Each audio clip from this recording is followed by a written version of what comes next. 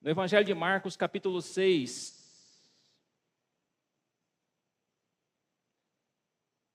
A partir do versículo 34. Marcos, capítulo 6, a partir do versículo 34. Grato, minha irmã. Deus abençoe.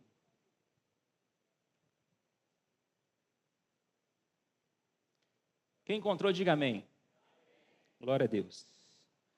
Diz assim, na versão que eu estou nela, Marcos 6, a partir do versículo 34. E Jesus, saindo, viu uma grande multidão e teve compaixão deles, porque eram como ovelhas que não têm pastor. E começou a ensinar-lhes muitas coisas.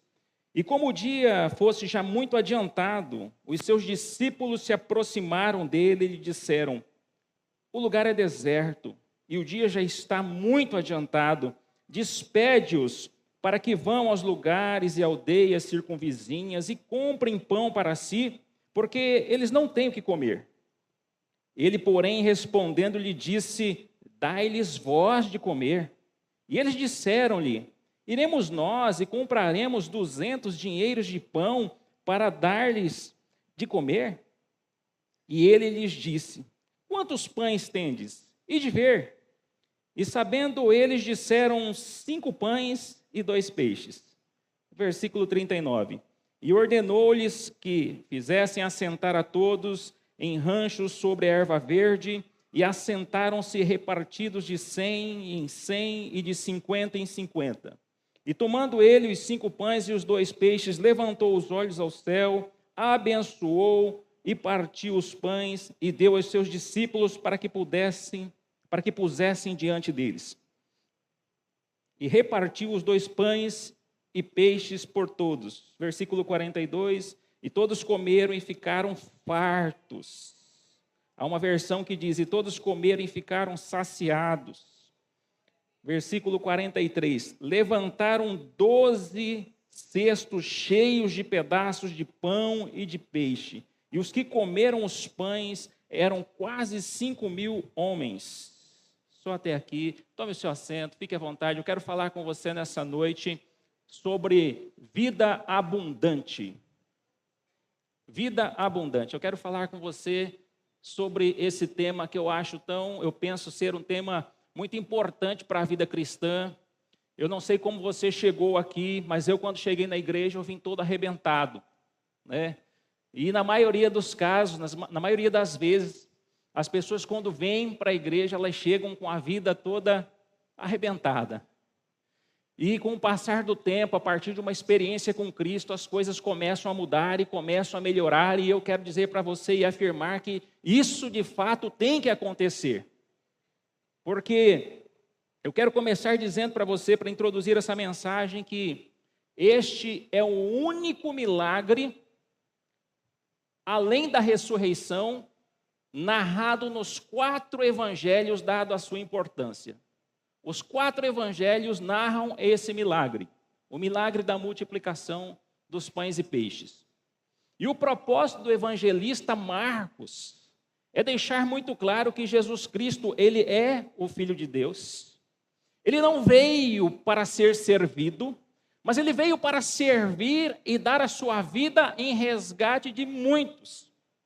E eu gosto de João, o evangelista também, que vem reforçar que lá em João 10:10 está escrito que o ladrão não vem senão a roubar, matar e destruir. Mas eu vim para que tenham vida e a tenham em abundância.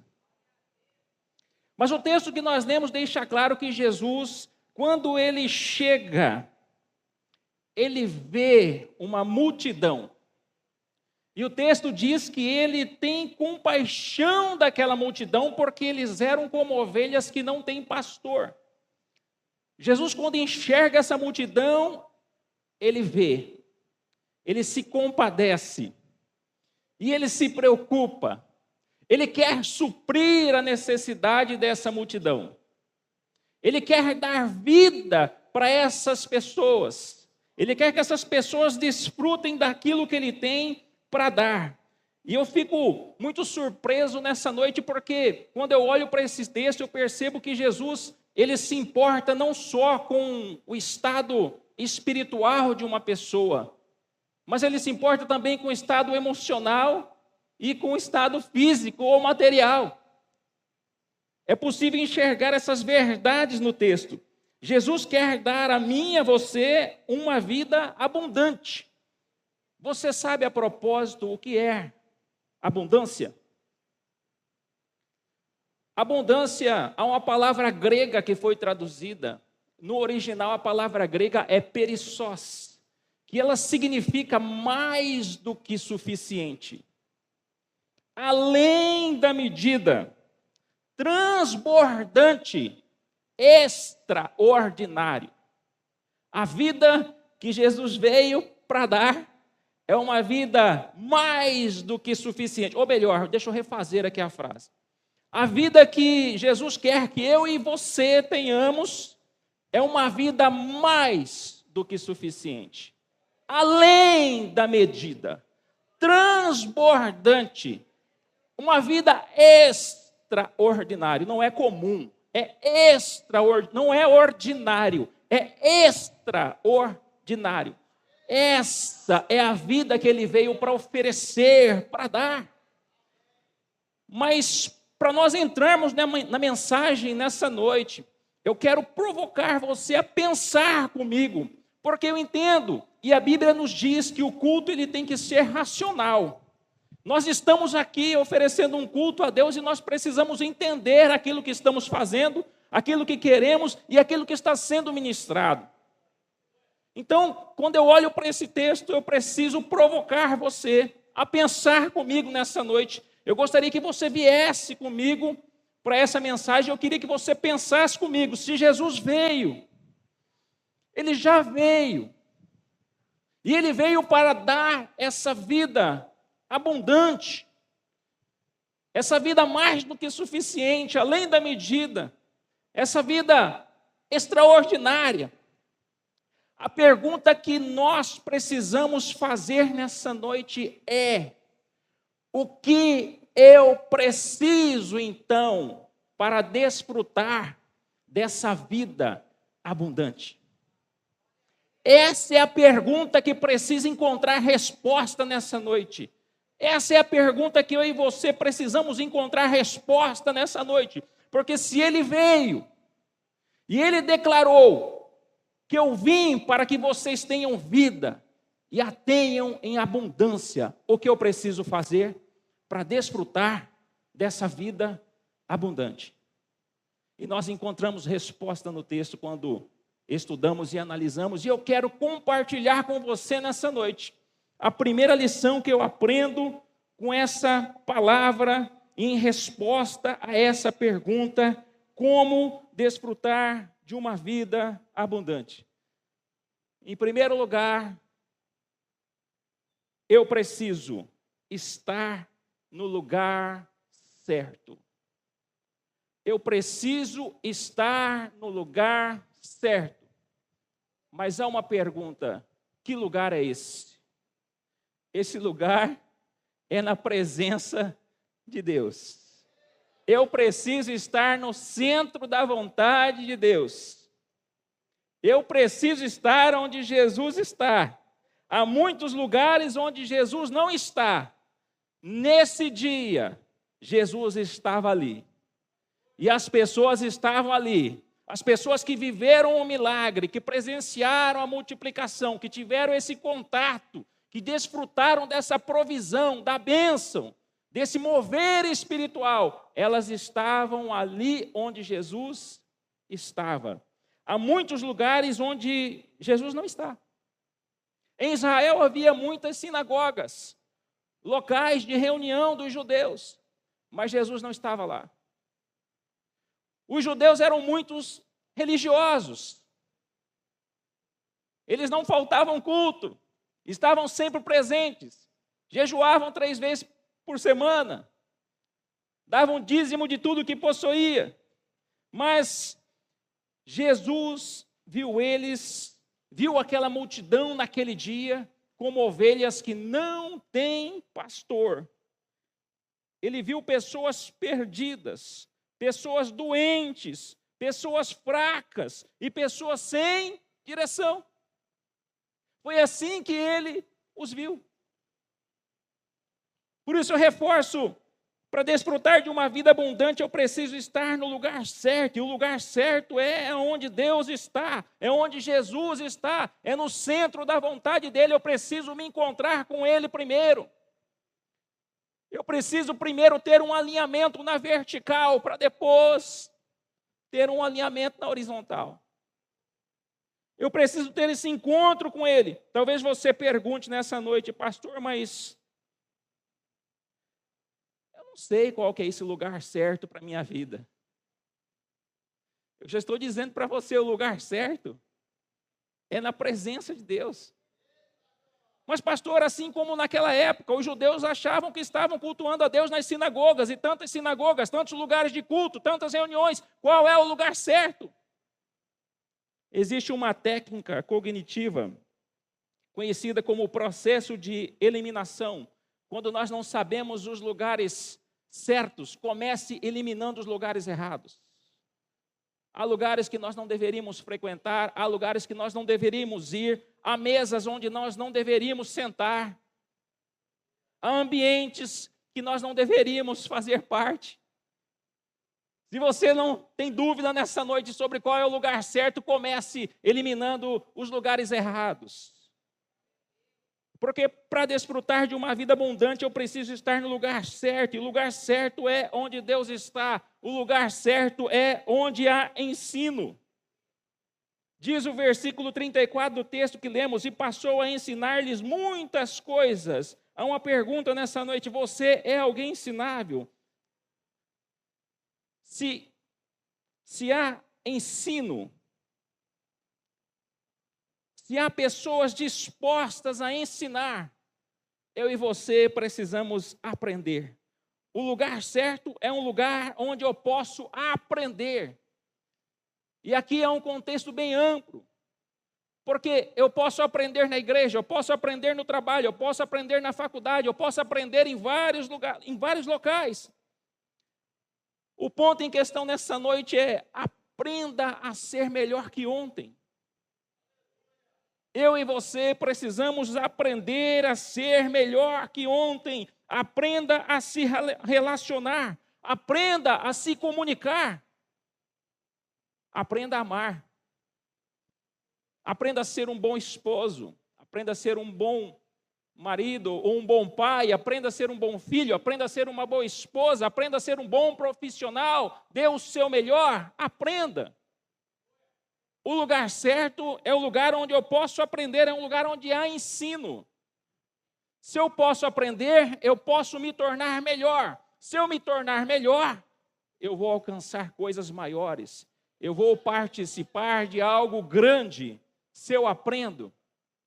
O lugar certo é o lugar onde eu posso aprender. O lugar certo é o lugar onde há direção. Jesus percebeu que aquela multidão estava perdida. Eles eram como ovelhas que não têm pastor. Eles estavam fracos, doentes, sem direção, perdidos. No versículo 39, Jesus ordenou que se fizesse assentar a todos. E eu quero dizer algo para você: a abundância não começa com um milagre. Uma vida extraordinária não começa com um milagre. Não começa desse jeito, não é assim. Mas começa a partir da direção que eu aceito, começa a partir da direção que eu recebo. Eu preciso me organizar, eu preciso ter paciência, eu preciso me preparar. Quando nós olhamos para o texto, antes da multiplicação acontecer, antes de algo sobrenatural acontecer, antes do milagre acontecer, houve uma direção. Assentem-se, de 100 em 100, de 50 em 50. E as pessoas precisaram se organizar. As pessoas precisaram se preparar. As pessoas precisaram ter paciência. Elas tiveram que esperar ao momento certo. Existem etapas a ser cumpridas. A sua hora vai chegar, o seu momento vai chegar, a provisão está a caminho. Mas eu preciso estar em um lugar onde eu tenha a direção. Aleluia. Existem etapas e eu preciso estar atento à instrução e à direção. O que eu preciso para desfrutar de uma vida abundante? A primeira lição é que eu preciso estar no lugar certo. Em segundo lugar, eu aprendo com esse texto. Eu preciso andar com as pessoas certas. Eu preciso andar com as pessoas certas. Eu quase pensei que o pastor Domingos ia pregar aqui parte da mensagem. A hora que ele começou a falar sobre pessoas. Eu preciso andar com as pessoas certas, porque Deus usa pessoas para me chamar. Deus sempre usa pessoas. Deus é espírito. Isso é um princípio. Deus é espírito. E a movimentação de Deus no ambiente terreno é sempre através de pessoas. Deus sempre usa pessoas.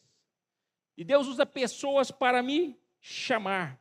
Muita gente que estava naquele dia, naquela reunião, no meio daquela multidão, foi chamada por alguém, foi convidada por alguém. Talvez você entrou aqui nessa noite, convidado por alguém.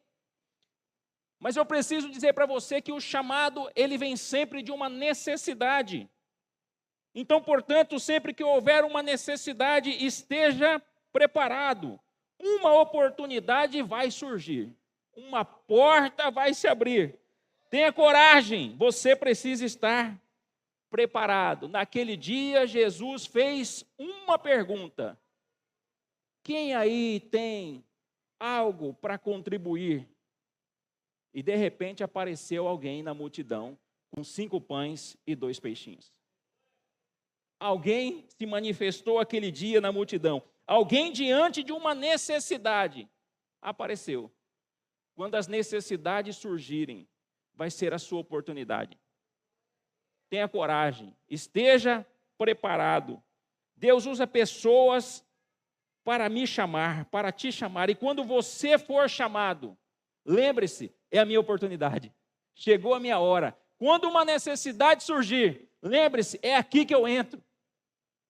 É a minha hora. Deus usa pessoas não só para chamar, mas também Deus usa pessoas para nos orientar. Essa é uma verdade desse texto. Versículo 39. E ordenou-lhes que ficassem assentados, que todos se assentassem. Você quer que a sua necessidade seja suprida? Você quer que o seu problema seja resolvido? Você quer a solução, a resolução para a circunstância em que você se encontra? Se você quer essa solução, se você quer que a sua necessidade seja suprida, ouça a orientação. Todo mundo sentado. Eu não estou entendendo. Não, mas é para todo mundo sentado. Ninguém estava entendendo nada. De onde é que vai vir? Eu não estou entendendo. De onde é que vai vir a comida? De onde é que vai vir a provisão? O que vai acontecer? Alguém precisou ouvir orientação. Nós precisamos aprender a ouvir. Se você tem um problema, se você tem uma circunstância, a gente precisa aprender a ouvir. Naquele dia, as pessoas precisaram ouvir. E Deus usou os discípulos naquele dia para orientar. Você vai precisar ouvir orientação, de repente, desse irmão que está do seu lado aí. Ele pode ser o canal que Deus vai usar para abençoar a sua vida. Tem muita gente boa aí, com uma palavra boa. Não despreze as pessoas. Eu preciso andar com a pessoa certa, porque Deus usa pessoas para me chamar. Deus usa pessoas para me orientar. E eu vejo nesse texto que Deus usa pessoas para me abençoar. Jesus disse para os discípulos: dai-lhes voz de comer. O alimento que você precisa vai vir da mão de um discípulo. O alimento que você precisa vai vir da mão de uma pessoa. Deus vai usar uma pessoa. Deus sempre vai usar uma pessoa para entregar para você uma provisão, para entregar para você uma bênção, para entregar para você uma chave. Deus sempre vai usar uma pessoa para mostrar para você uma porta, uma saída, uma oportunidade. Sempre uma pessoa. Não despreze as pessoas. Eu já vi gente dizer assim, não, meu irmão, meu negócio não é com gente, meu negócio é com Deus, é eu e Deus. Não dá para entender, irmão, porque Deus usa pessoas. Deus sempre vai usar pessoas. A voz nessa noite é minha, mas a palavra é dele. Deus sempre vai usar pessoas. A orientação de Deus para a sua vida vai vir através de uma pessoa. Não despreze as pessoas. A bênção que você precisa pode vir de onde menos se espera. Não despreze a pessoa por menor que seja. Não despreze as pessoas porque você será surpreendido. No meio daquela multidão, quem imaginou que os 5 pães e 2 peixinhos, o evangelista João diz que era um rapaz. Há algumas traduções que vão dizer que era um menino. Está aí um menino com 5 pães e 2 peixinhos. Quem imaginou? Talvez alguns até riram dele. Olha esse rapaz aí. 5.000 homens. A Bíblia registra, irmãos, somente os homens. Mas além dos homens, existem mulheres e crianças. Historiadores vão dizer que naquela multidão, naquele dia, falando sobre pessoas, havia mais de 15.000. É porque contaram só os homens. No meio dessa multidão, imagine aquele rapazinho passando com 5 pães e 2 peixinhos, talvez alguns até riram dele. O que é isso? Talvez alguns até desprezaram ele. O que esse menino está pensando? O que esse irmão está pensando que é? Não despreze as pessoas, porque da mão daquele que talvez foi desprezado vem a sua provisão. A sua bênção está na mão daquele camarada ali que talvez você desprezou. Eu sempre gosto de frisar que quantas pessoas às vezes são abençoadas de carona, irmão. Na verdade, você não era nem para... Você só foi abençoado porque você estava andando com a pessoa certa. Porque se dependesse de você, você não era.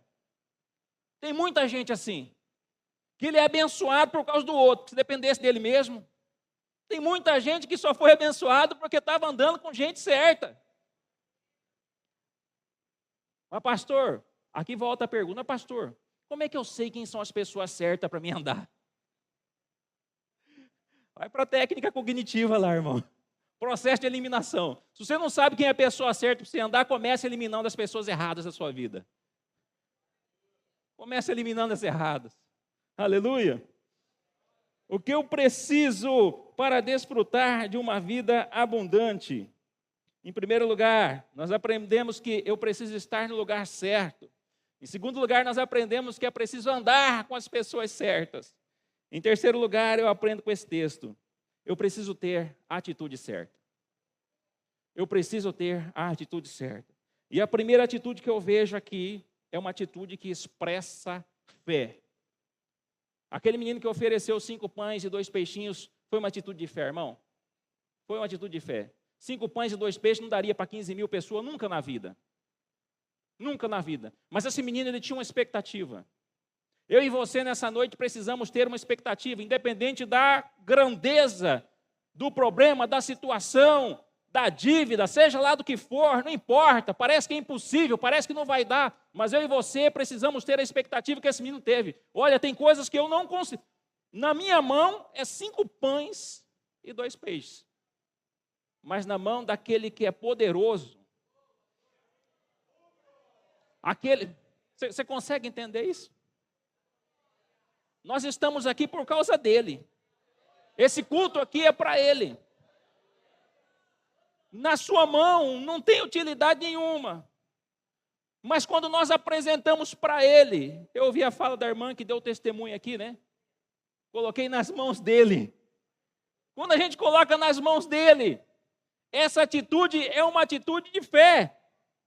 5 pães e 2 peixinhos. Ninguém sabe o nome desse menino. Mas a atitude dele é de alguém que acredita no que foi ensinado. Ele estava lá. Ele estava ouvindo Jesus falar do reino. Ele estava ouvindo Jesus falar das curas, dos milagres, de coisas sobrenaturais que haviam acontecido. Ele estava ouvindo Jesus falar de coisas importantes, de coisas, de um mover sobrenatural. E quando Jesus fala, ei, alguém aí que pode ajudar aqui com uma oferta? Quem que pode oferecer alguma coisa? Quantos pães tem? Esse menino aparece. Eu posso, eu tenho. Ele poderia ter ficado quieto o dia inteiro. Vamos pensar aqui, irmãos. Era a marmitinha dele para fazer o lanche. Era o lanchinho dele para não desfalecer no meio do caminho, como o texto diz. O lugar era deserto. A hora já era tarde. Os discípulos ficaram preocupados com a multidão e disseram para Jesus: Jesus, é melhor você mandar esse povo embora, porque senão eles vão perecer no meio do caminho. É longe aqui. Esse menino, ele poderia ter ficado quieto. Eu não acredito. Eu particularmente, a Bíblia não diz isso, mas eu particularmente não acredito que só esse menino que tinha levado lanche naquele dia, numa multidão de 15 mil pessoas. Eu não acredito, irmão. Tinha muita gente ali, ó. Como é que fala? Mão de vaca. Tinha muita gente ali que falou: o quê? Vou dividir nada, mas esse povo se vira para lá. Você está entendendo? Esse menino aqui, ele abriu mão do dele, ele ofertou o que ele tinha. É uma expressão de fé. Ele acreditou em uma palavra. Ele acreditou em uma direção. Ele acreditou em um ensino. Ele manifestou a sua fé. A fé ela é manifesta através das obras. Ele manifestou a sua fé. Ele aplicou aquilo que ele tinha aprendido. Pode ser pouco para nós, mas Deus não precisa de muito. Nas mãos dele, não. Eu preciso ter a atitude certa, e a atitude certa é uma atitude que expresse a minha fé. A atitude certa é uma atitude que expresse a minha obediência. Versículo 39 e 40. Diz que Jesus ordena que eles se assentem na relva, e eles se assentem de 100 em 100 e de 50 em 50. Eu posso ver aqui uma atitude de obediência, porque assim eles fizeram. Eles se assentaram de 100 em 100 e de 50 em 50. E eu quero dizer para você que, quando eu olho para esse texto, aquele dia já era tarde. Imagine para você organizar. Eu já organizei evento, irmão, aqui da igreja. Nós já fizemos confraternizações, né? E assim, nós já tivemos o privilégio de participar de eventos. A gente sabe que organizar um evento, né, pastor Nil, não é fácil. A gente tem os nossos desafios para organizar um evento. Aí eu fico imaginando aqui você organizar um evento para alimentar 15 mil pessoas. Na hora ali, botar todo mundo sentado de 100 em 100. Um desafio aquele dia. Mas eles obedeceram. E há um detalhe aqui. A obediência agiliza o processo. A obediência agilizou o processo da multiplicação. A obediência agilizou o processo do sobrenatural. A obediência agilizou o processo da abundância, do extraordinário. A obediência. Porque quanto mais eles demorassem para obedecer, mais demoraria para a multiplicação acontecer. Quanto mais eles demorassem para obedecer, mais demoraria para a provisão chegar. Quanto mais eles demorassem para obedecer, mais demoraria para a abundância. Você conseguiu entender isso?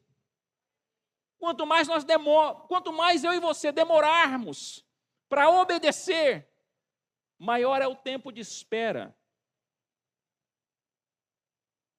Eu preciso ter a atitude certa. E a atitude essa que expresse obediência. Tem muita gente que não recebe um milagre, tem muita gente que não desfruta de uma vida abundante, de uma vida além da medida. Tem muita gente que não desfruta dessa vida feliz, da vida cristã prometida pelo Cristo. Tem muita gente que não consegue desfrutar dessa vida. Por quê? Me faz pensar quando eu olho para esse texto, é porque às vezes nós demoramos para obedecer. De repente você demorou para pedir perdão. De repente você está demorando para perdoar. De repente você está demorando para ir lá e fazer o conserto que precisa ser feito. De repente você está demorando para tomar uma atitude que você já deveria ter tomado há muito tempo. Deus já falou, Deus já mostrou, Ele já ensinou, Ele já deu a direção. Mas está faltando a obediência. Está faltando a obediência. Você consegue perceber isso no texto? Eu li um texto para você e estou fazendo uma aplicação prática agora e estou mostrando que o que eu estou dizendo para você veio de dentro do texto.